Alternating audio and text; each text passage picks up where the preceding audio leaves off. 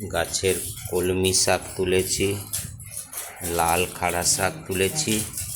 একটা মাত্র কুমড়ো ফুল হয়েছে, 2-3টে আগে ঝরে গেছিলো, বেশি বড় গাছ হয়নি মাঝের গাছটাতে।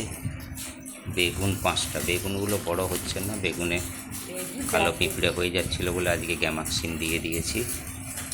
আজকে শাক হবে আর সজনে ডাঁটা আলু দিয়ে একটা শুক্তো মতন কিছু একটা করা হবে।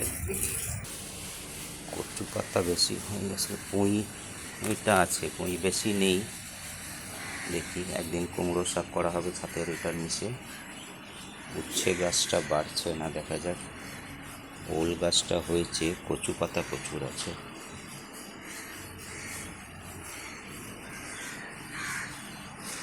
কারি পাত্তাটা বড়ই হয়ে যাচ্ছে,